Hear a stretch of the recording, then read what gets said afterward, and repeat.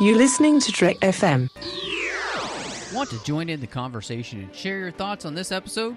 Join the Babel Conference, our listeners' discussion group on Facebook. Just type BABEL into the Facebook search field, and we look forward to seeing you there.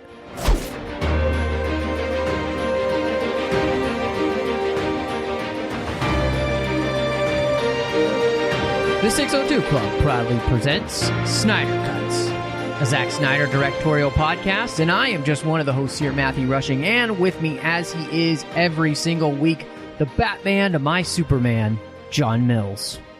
Yeah, no, you know, the thing is, it's a good thing you didn't say Joker, because I'd have used that line from the nightmare sequence at the end of Justice League. When this is over, I promise you, I will effing kill you. Would have made it awkward. Yeah. Well, we live in a society. Yes, where honor is a memory. Honor is a memory. Anyway, but no, we're excited to be here tonight. We've got a couple more episodes here for you before we hit Zack Snyder doing Army of the Dead. We are going to cover tonight the Snyder Cut book that Sean O'Connell did, and just really give us the opportunity to kind of talk about what happened, because this is something we didn't talk about, obviously, in the episode where we reviewed the movie, because we were too focused on a 4-hour movie. And then next week, John and I are also going to go back, and we're going to watch Zack Snyder's Justice League again, but the Justice is Gray edition, and talk about that. And I think that'll be really fun to kind of dive into, you know, the validity of doing something like that, and heck, why not? But anyway, before we get to all that stuff, just a quick reminder, you can find us wherever you get your podcasts. Of course, we're in the 602 Club feed, so just make sure you're subscribed so you get the show as soon as it drops. You can find us on Twitter at 602 Club. We're on Instagram at the 602 Club TFM. And of course, you could find us online at trek.fm. And then, you want to see us on Facebook at facebook.com/TrekFM. We got a listeners-only discussion group. You can talk to listeners from all over the world called the Babel Conference. You can find at Facebook. And go to trek.fm/contact if you would like to send an email to John and I. So, John, I kind of wanted to start with this idea of, because O'Connell does this, I think, pretty well, in the sense that in the book, he really does a great job of kind of setting the stage for the DCEU in the first place, the hiring of Zack Snyder. Obviously, we're coming hot off the heels of, you know, Nolan's Batman trilogy. Nolan is involved with helping kind of like shepherd and who's going to be a part of it. He's a producer on Snyder's movies here, and as is his wife, Emma Thomas. And so,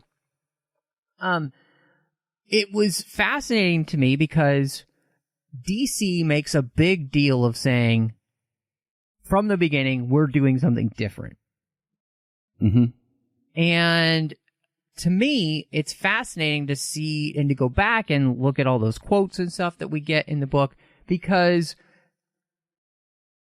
the problem is when they decided they didn't want to do something different because it wasn't immediately making them $1 billion every film.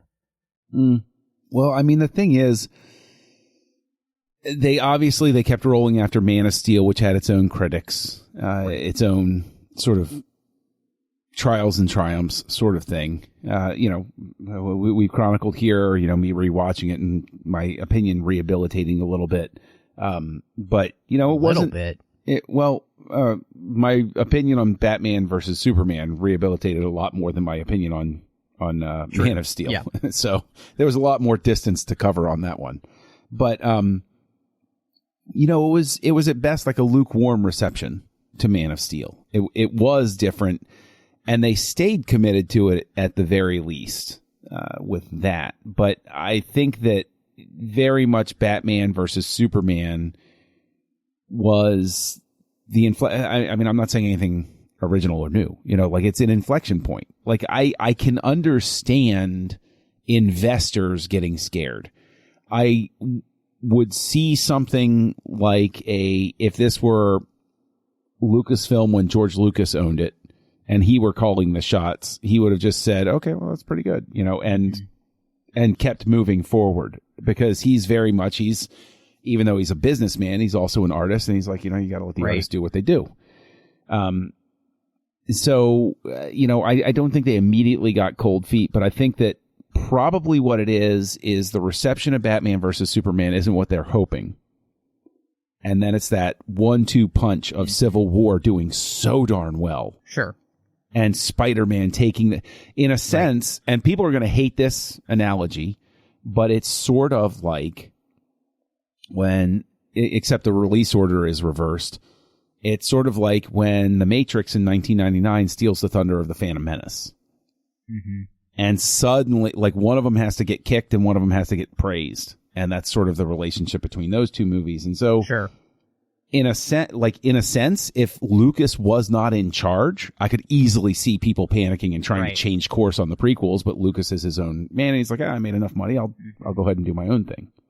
Right. So just something that I understand it's not quite apples to apples, but it's about as close as you can get.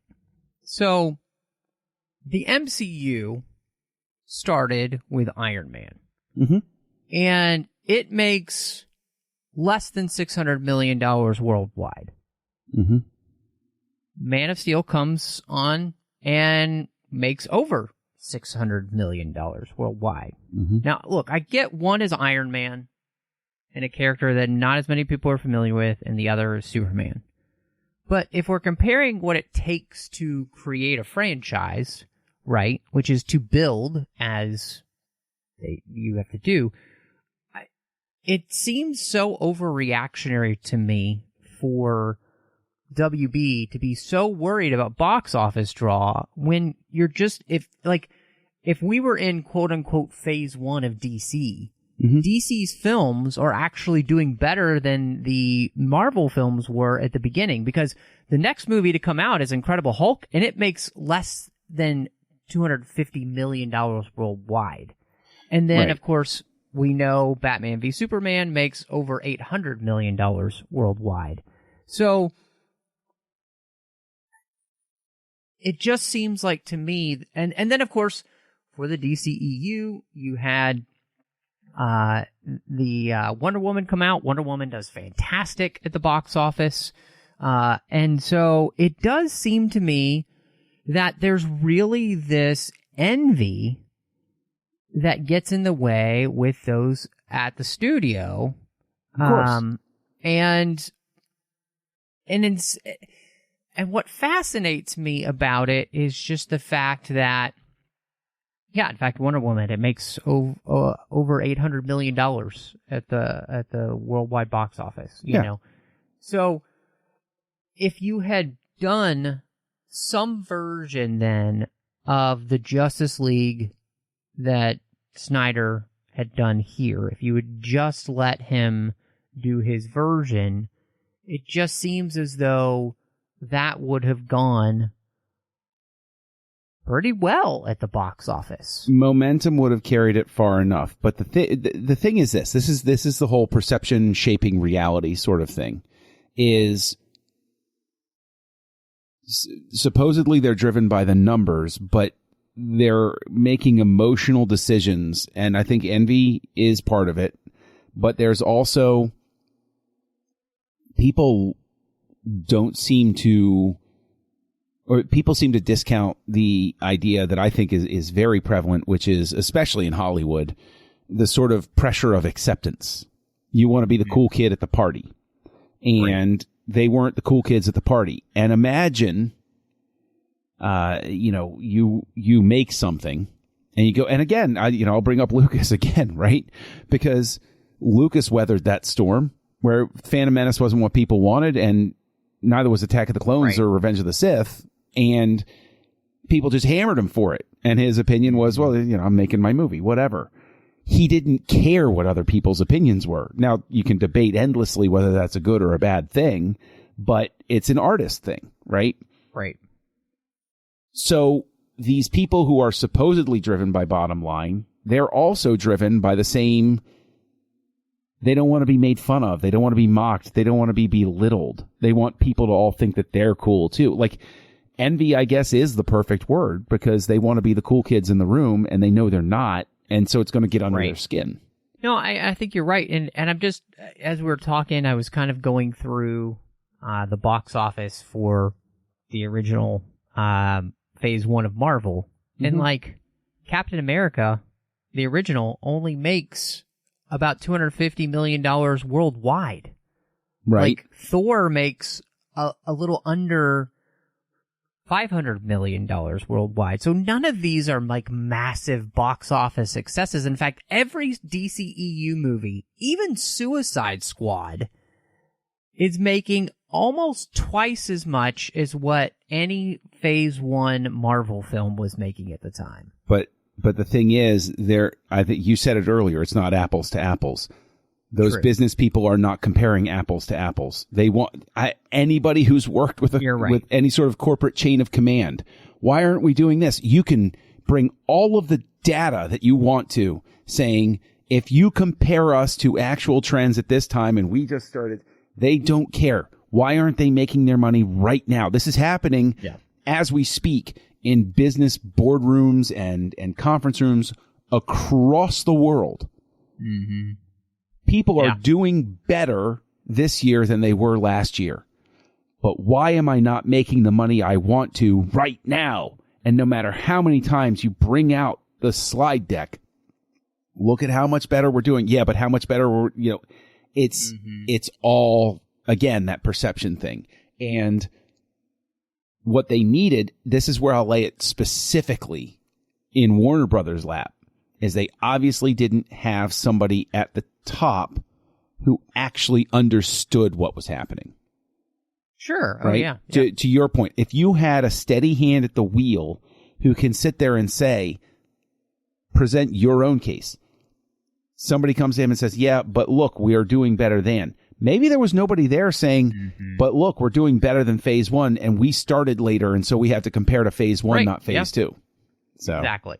Well, and just on top of that, we just got that big Chris Terrio article that came out, and Terrio himself even mentions that the choice of when films fell in the DCEU was arbitrary. It wasn't based on story the same way the MCU had been with Feige and Control.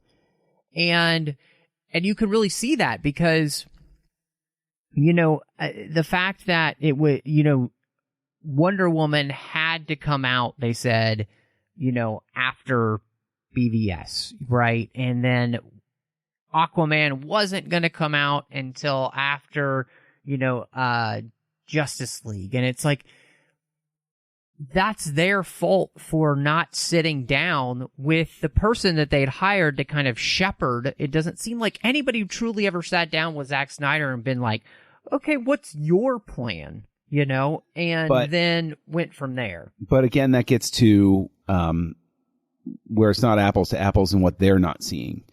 That gets right back to that, specifically because what you're talking about is you're talking about a situation where Marvel, everybody forgets Marvel was not initially owned by Disney. Marvel Studios is essentially, coming out and they prove their game plan works. So when Disney buys it, there's a structure in place. Yeah. Yep. They already have that plan in motion, which is a different situation than trying to start the plan. Sure. And here's why I'll throw Star Wars under the bus. Look at the difference between Marvel and Star Wars. We want our money now. We're releasing a movie every year. You're going to make this happen no matter what. And I don't care if you fire a director every other movie. I don't care if you have to rewrite scripts. I don't care, blah, blah, blah, blah, blah, blah, blah, blah. And look at the ill will that generates. And even though those movies make $1 billion, they're losing fans. People may not want to admit that. People may not want to say that's an actual thing, but it is a thing. Right. I'm not passing judgment on anybody who did it or anybody who doesn't or anything like that. I'm just saying it is a true thing. And so you have, again, Star Wars trying to, quote unquote, restart itself in the corporate structure. And look what goes wrong there. Marvel was the lightning in a bottle because they started outside the system as much as they could.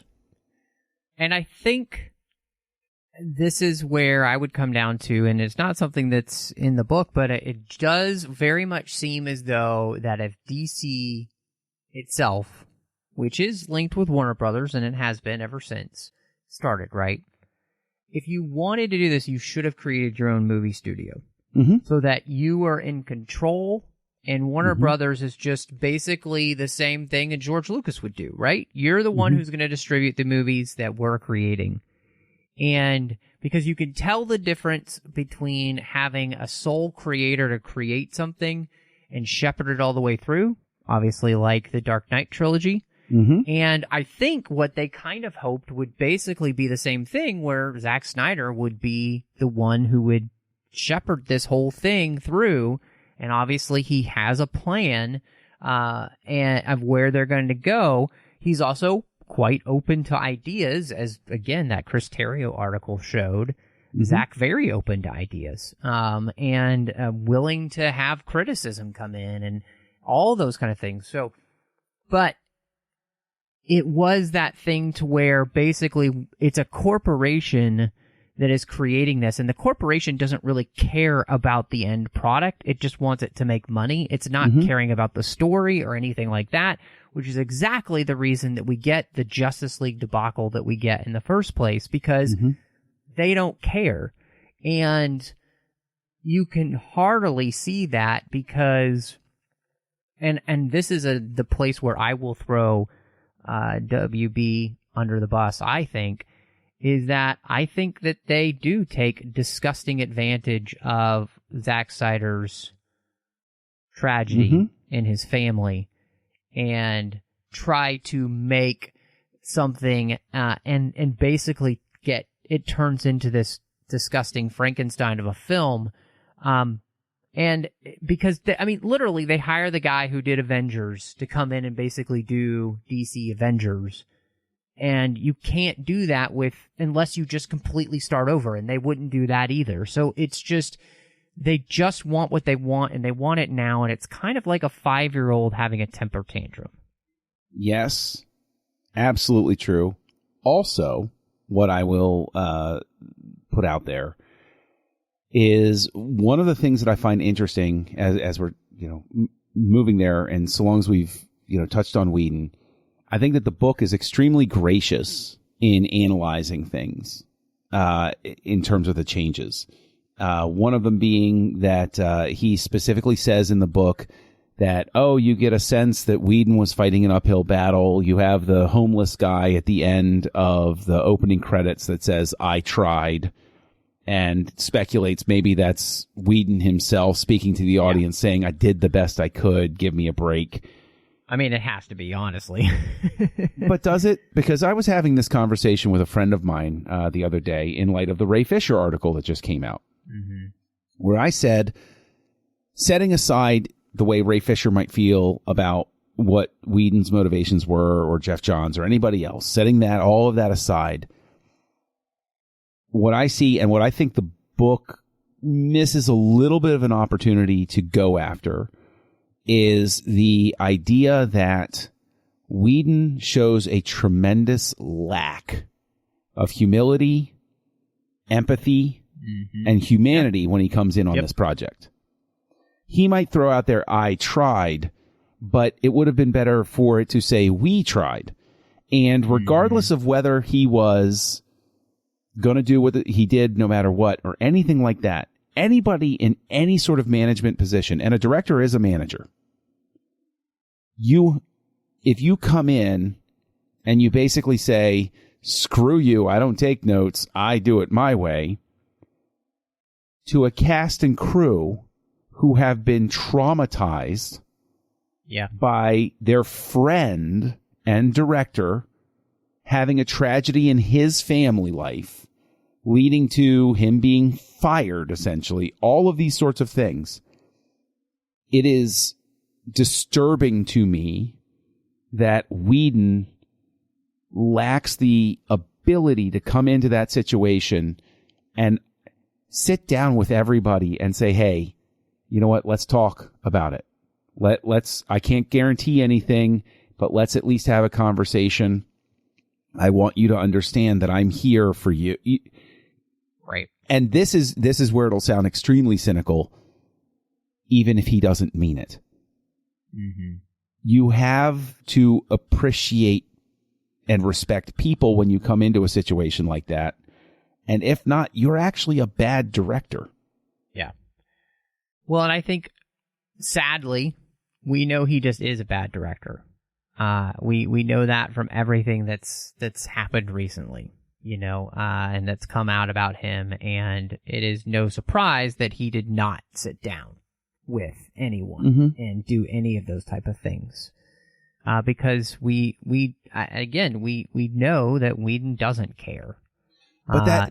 So that's even baffling, because with a book like this, you put me in Whedon's position, I'd be talking to everybody. I wouldn't necessarily spill the beans or torch the studio or anything like that, but I'd at least talk to people to and listen to people, just to have that conversation, to show, look, it's a bad situation. We're all trying to make the best of it, sort of thing, instead of, I made the Avengers. And it's like, yeah, he made the Avengers, but he built on something that had a lot of momentum from everybody else that did everything before him.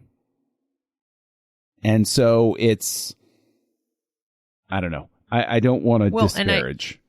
And this is one of the things that I do. Again, I will throw WB under the bus again, because I really don't think they understood the type of person that they did have in Zack Snyder in the first place, and the way he was working with these actors, the relationships he had created with them, the way all of these people rallied around him, obviously in the Snyder Cut movement. I mean, one of the big moments in the Snyder Cut movement in the first place is when, Gal and Ben tweet that out.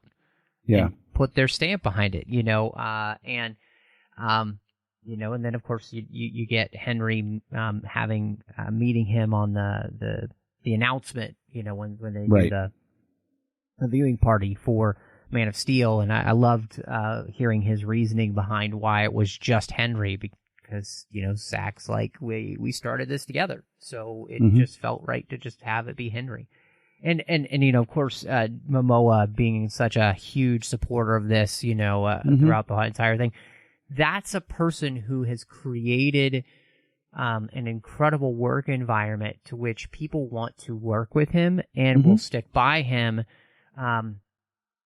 in all ways. Even again, I'd reference the Terrio article because it just came out, and it's so important to this whole movement, because Terrio talks about the idea that, him and Zack come from very different backgrounds and thoughts on things, and yet they were both able to come together and have conversations about the scripts for BVS as well as Justice League in a very constructive and conducive way to give us films that were better than when they started, because they were open to ideas from one another. Here's a, with this book, I think another thing that I will wind up dinging it on, quote unquote, is that very obviously the author is all on board. This isn't really an objective book, right? I give him credit because he basically states that in the beginning, where it's very apparent that he's on the Snyder Cut train. And I prefer a book like this to be a little bit more objective, and I'm not criticizing. I'm saying that's just my preference, right? I want to ask you, and this is something that the book I think winds up touching on, if not explicitly, implicitly. Stuff happens behind the scenes with movies all the time. Stuff gets scrapped. Stuff gets thrown, et cetera, et cetera, et cetera. You know it. I know it.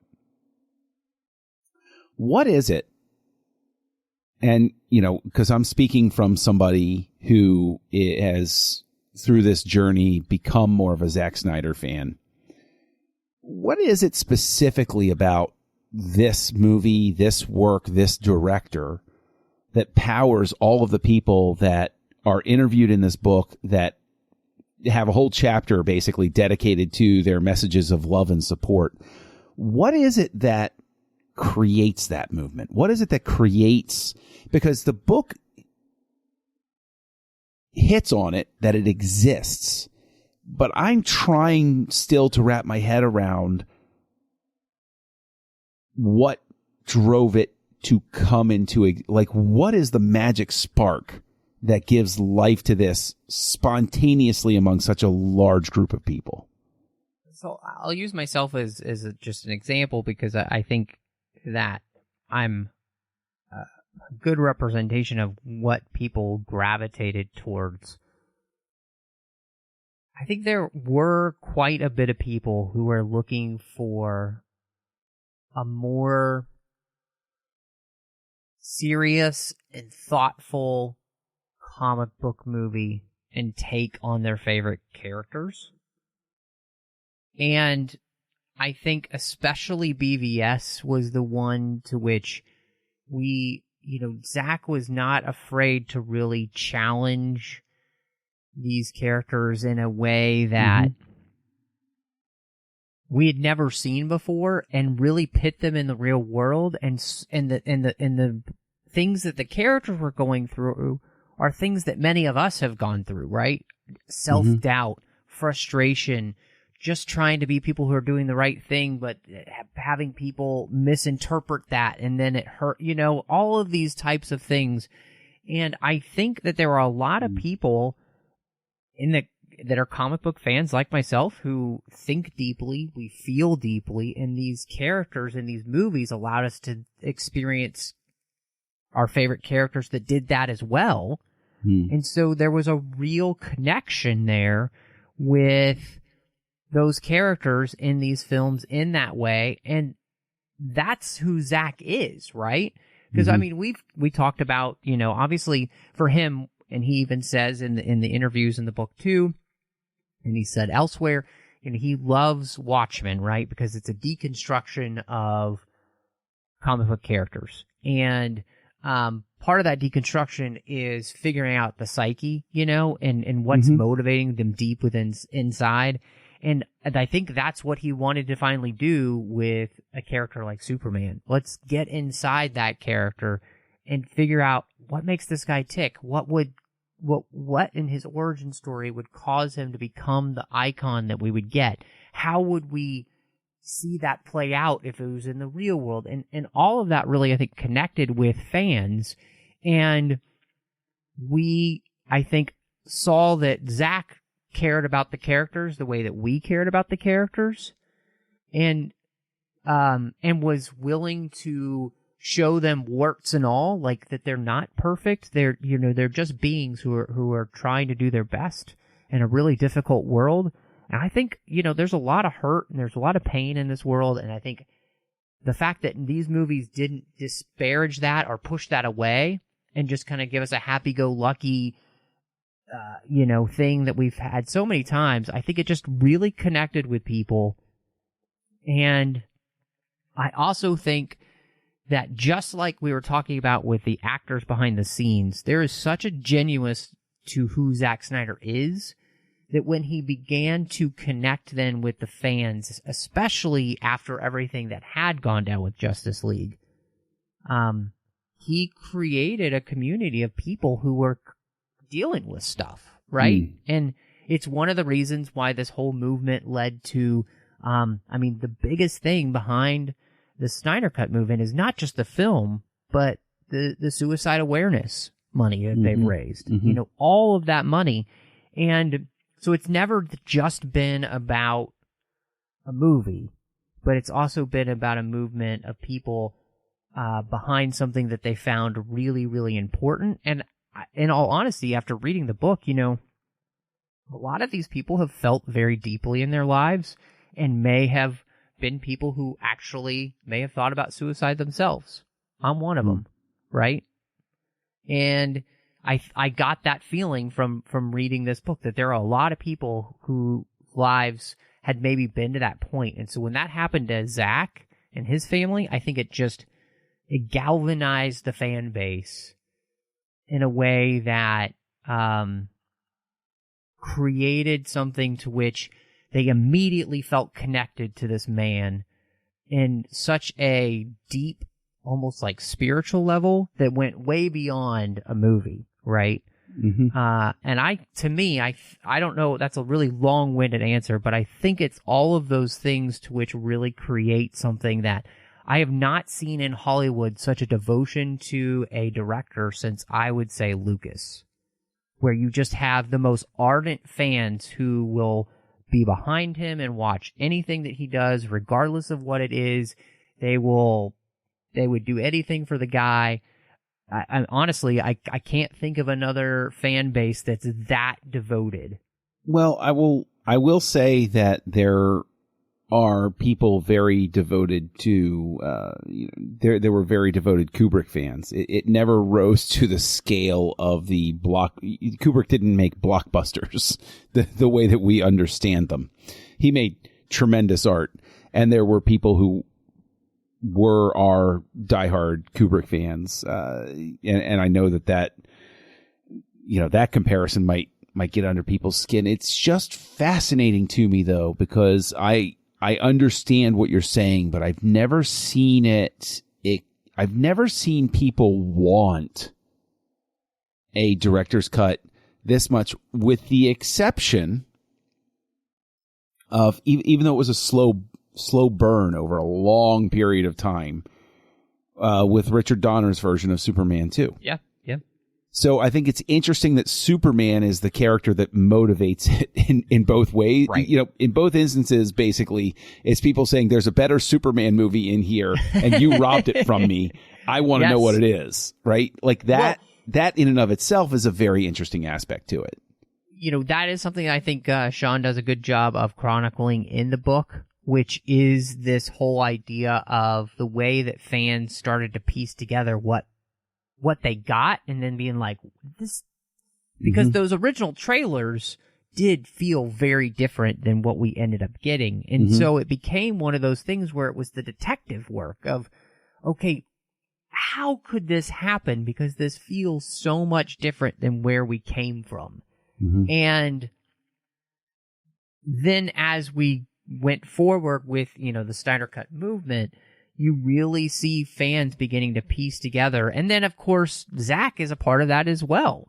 Zack is definitely involved himself with helping fuel the flames for the Snyder Cut movie by basically always legitimizing what fans were talking about, by proving them to be right with just enough of a tidbit to be like, oh, they're talking about this thing, so I'll give them this picture, or, what's interesting is, I think you hit on something there, and I think that the book does hit on this as well, is this idea that Snyder seems to genuinely respect and appreciate the people that do call themselves fans of his in a non-cynical fashion. Yeah. He is... Now, I'm sure there's somebody that could say, oh, come on, it's completely cynical. He wanted to get his movie out there and he knew how to get things moving and everything. But there's a legitimate playfulness, I think, and I think even in the book, it doesn't necessarily say it explicitly, but there's a certain playfulness with Snyder, a showmanship, where he's aware this is what people want, and he is a little bit coy here and there. But he puts something out there as an encouragement to say, hey, yeah. Now, what is interesting is you could see somebody snap and just blurt it out and say, this is what was different. This is everything that was going on. This is everything that it is. And here's the footage, and do with it what you will. But he knows he has a movement that can get his original vision out there. So why give it away for free if it will? Sure.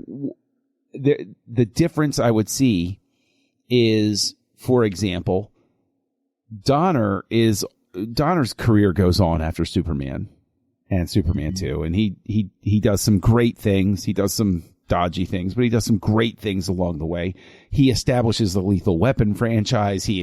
Goonies becomes a cultural touchstone for the world. Whether he's producer or director, he's churning out stuff that people love.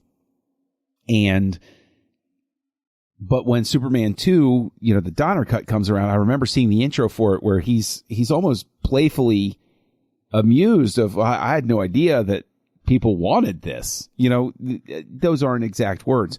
Snyder knew people wanted this. So I think that I think any director, if they see the opportunity, will encourage and fan the flames, you know, as it were, to get the true vision out there. I mean, they're artists. That's what they want. Mm-hmm. Even though the book doesn't go into it, this is I think we sort of like delved down a rabbit hole. Do you think, and we've touched on this in previous discussions, but so long as we're here with it, do you see any other director, say David Ayer, anybody else, able to leverage something like this? And I ask that specifically because you gave all of these great reasons for why Snyder, you know, was able to get the Snyder Cut out, why people are so dedicated. What's the missing link then with Ayer? Is it just that people just don't care as much about his work? Is it people just don't care as much about, a Suicide Squad director's cut? Like, what magic juice does that miss? What is gone from that? Why can't that happen for him?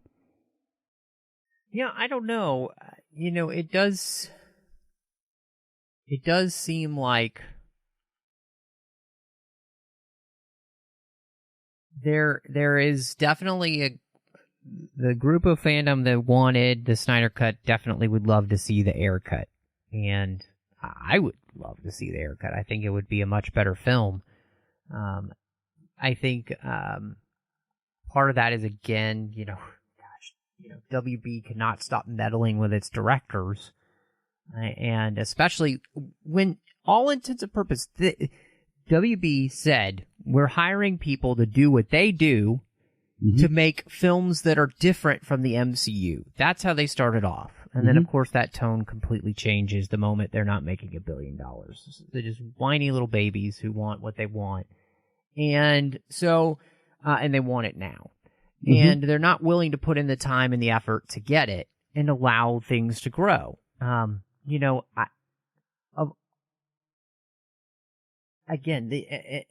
Just to compare it to the MCU, the only movie in the MCU that I would say in Phase 1 that is still probably the absolute top tier Marvel film, could be in most people's top 5, is Iron Man. The rest of them are good. They're not all great. I mean, Thor is a train wreck. So, I can't stand that movie. And Avengers is good, but I wouldn't say it's the best one of Phase 1. I mean, to me, again, Phase 1, Iron Man is still the standout of that. It's just an incredible film from start to finish. So, it's just frustrating that we couldn't get people that cared. So, back to Ayer, I don't know. I do think Snyder himself is a personality that's not easily replicated.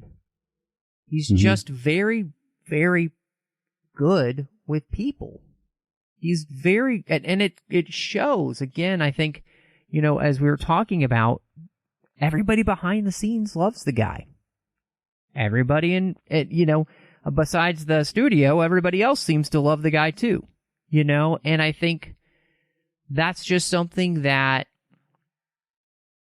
you can't just replicate easily. So, whether or not we ever get an Ayer cut, I don't know. And part of that is I just don't know if David Ayer has the same persona enough to be able to get that. And who knows? Because I don't know. Obviously, what we got with the Snyder Cut, Zack only shot 2 things. And I'm like super quick, right? Like he wasn't adding more footage or who knows what the assembly cut of, I don't know, for Suicide Squad is. So, if they have everything they need or whatever, but I just think, I do think it just comes down to Snyder himself. Well, I mean, the thing is, it's like we're getting Sylvester Stallone revisiting Rocky IV. And I'm like, nobody asked for Rocky IV to be redone. Very true. But he's doing it. It's very true. So it's like, if Stallone can get backing for that. After seeing it, I was not asking for that. So okay, now listen, that is one of the best 1980s soundtracks of all time. Okay, true. It is. It's a great soundtrack. It is an accidental masterpiece of montage, and the world's greatest. Like, it's the music video movie of all time. It's amazing. It features 10% new footage, and it's still, a rollicking good time. Anyway, I think that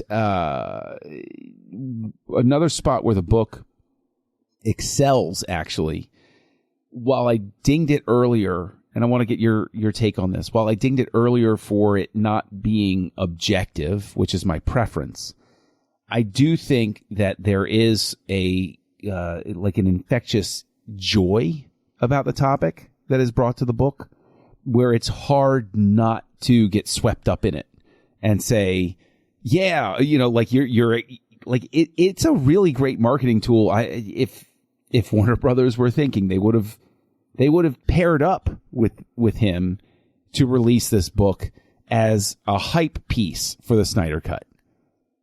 And that's another interesting thing, is why wouldn't they go ahead and work with somebody and put it on the official imprint or what have you to, emblazon it with Snyder Cut stuff and behind the scenes footage, like all of that sort of thing. Why do you think this has to exist in that independent realm? Do you think that helps it to give it more of an unauthorized flair, or would you have preferred something a little more J.W. Rinsler Making of Star Wars sort of official hagiography of the thing? I think the reason that we don't get that is because, in all honesty, the studio is hoping that by releasing this once and for all, they can move forward, and they don't want it to continue. And we got that really tone deaf announcement from them the weekend after the movie came out, like that Monday or Tuesday, where they're talking about all the things that they're going to be doing next that don't have anything to do with, the restore the Snyderverse. They're basically saying, we gave you what you wanted, or you said you wanted, and now we're trying to move on. And we talked about it earlier, and I really think it comes down to a pride issue. The studio doesn't want to admit that they were wrong in choosing the direction that they chose. And they're trying to have their cake and eat it too, which is that we give you the Snyder Cut and then we move forward with other things. And the biggest problem with that is that they released the Snyder Cut, and we've all seen how much better it was of a film and how much better the direction was that was going than what we have now, where, literally it's just this strange scatter shot of a schedule that doesn't seem to have anything to do with anything. And so I think that's a big issue for the studio. And it's the reason why this book wouldn't have been given any kind of, legitimacy, because this is not a thing that they want to see continue. In all intents and purposes, it's probably better for the book to have not had that either, because then they would have come in and said, oh, well, we don't want this in there, and we don't want this in there, and we blah, blah, blah, So, I think the book has more legitimacy in some ways by not being official, because you don't get the feeling like there's any behind the scenes, right?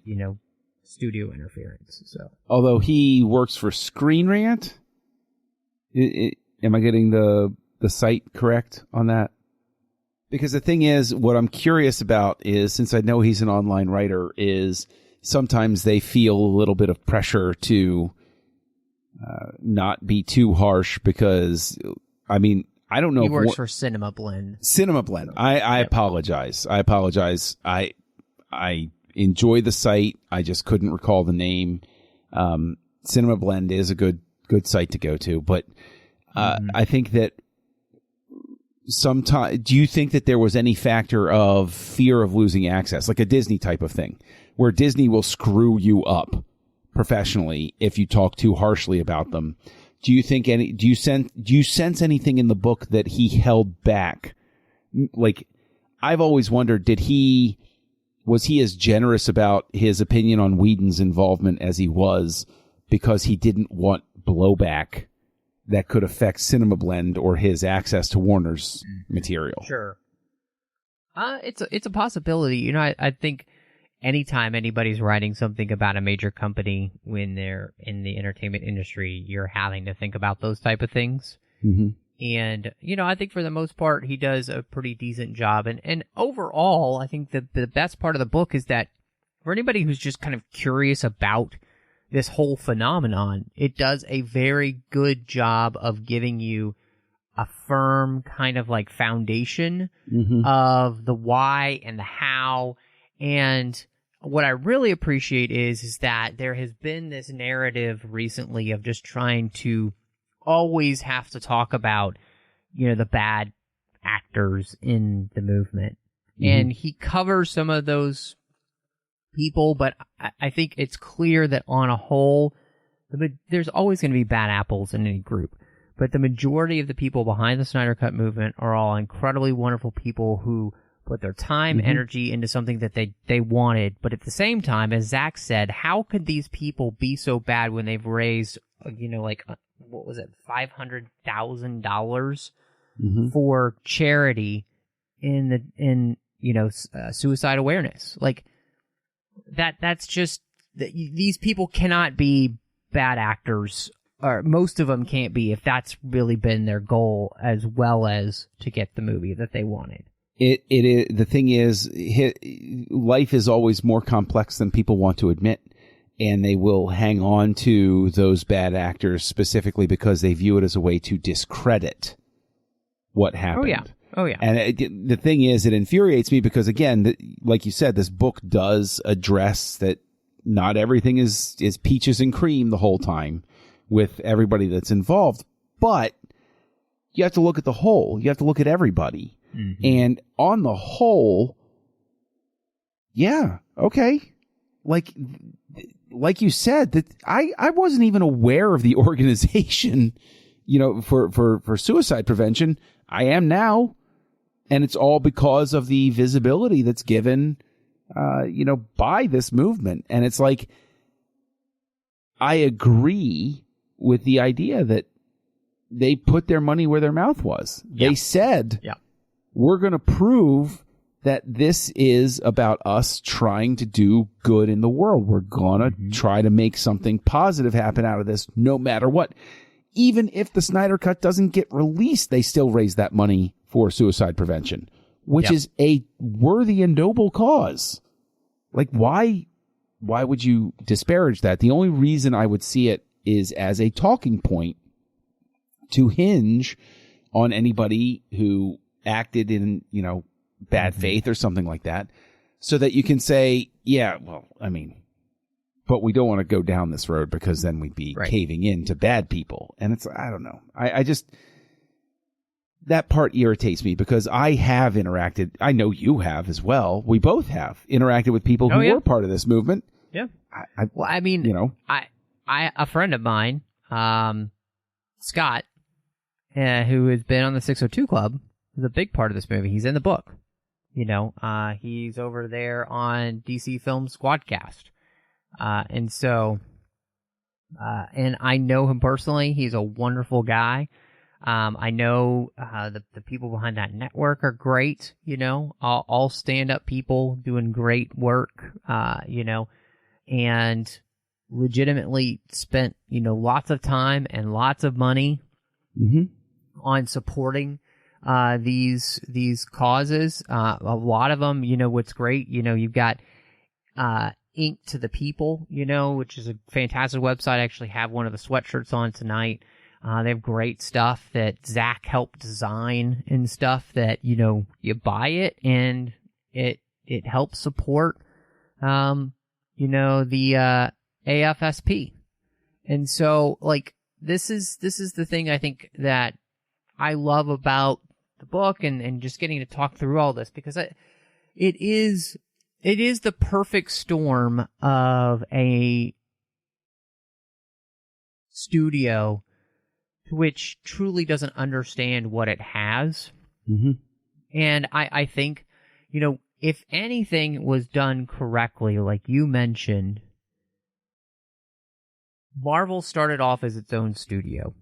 And if I've learned anything, is I think that DC needs to have its own studio, mm-hmm. and then just look for a distributing partner, because that would serve them much better.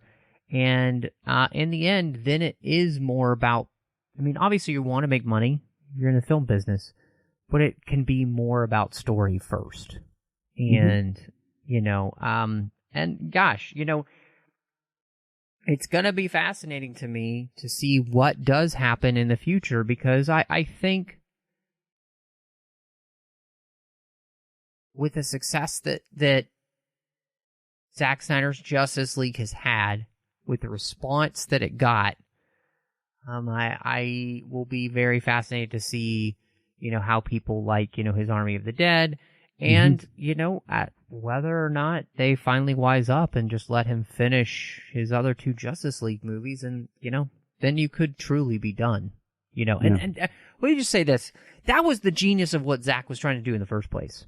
He was basically trying to replicate on a much larger scale what Nolan did, which is to create a whole arc for all of these characters to play into, but also create a great cutoff point to say, by that point, by this time is done, we're ready for something new. And then you just reboot it like you do with comic book movies, And again, they weren't trying to replicate the same thing where Marvel, where it just continues forever, like comic books do. Like, he was literally trying to create an entire arc that you could watch through, 10, 12 movies or whatever. Mm-hmm. And that was the story. So, it's sad that the studio, again, couldn't see that, because you had an endpoint. So you weren't trying to drag actors out when they're too long in the tooth to be playing the role anymore anyway. Mm-hmm. It's just, it was a genius idea, and they just, is kind of blew it. So I'm presuming your final review is that this book is worth picking up and reading, even for somebody who isn't necessary. Here's the key question. Obviously, it's worth reading for people who care about Justice League and are interested in the story of the Snyder Cut movement, all of that stuff. No star ratings. Mm-hmm. Yes or no? Simple binary question.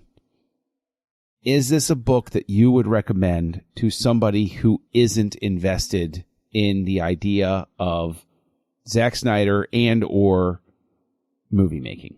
I think that this is a fascinating book about the cultural phenomenon that was the release of the Snyder Cut movement.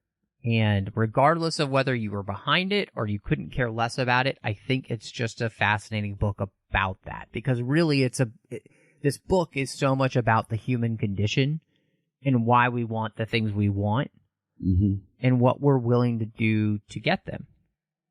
And I think that was worth reading. And I think that this is a book that may give, quote unquote, maybe the haters, an interesting look behind the scenes, to see what drew this movement, what pushed this movement forward, and give them an opportunity to kind of have a non-cynical look at this. Because I do think one of the things that O'Connell does very well is that this isn't a cynical book. Mm-hmm. It's just a honest book. He's just trying to discuss the movement honestly. And he's, obviously he's more in the camp of the Snyder Cut movement itself, but he's not mean-spirited to anyone. when he could have True. been. Like True. you said, when we talked about Whedon. So I do think I would recommend this book to anybody if you're just at all interested in this phenomenon in any way, shape, or form.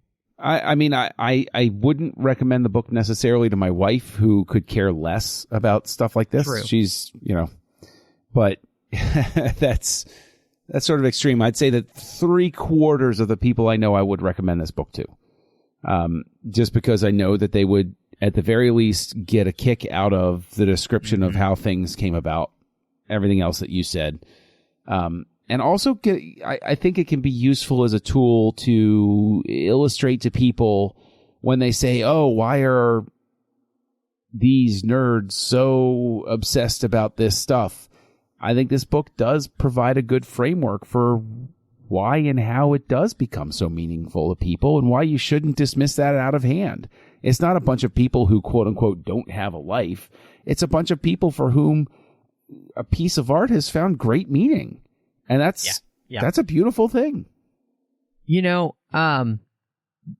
a great, Zack Snyder quote that goes along with, I think, the book. And he says, powerful art can heal, bring awareness, and create change. And I think he embodies that. I think this book tries to explain that. And gosh, same thing happened in the 60s when a bunch of fans got together and wanted Star Trek back.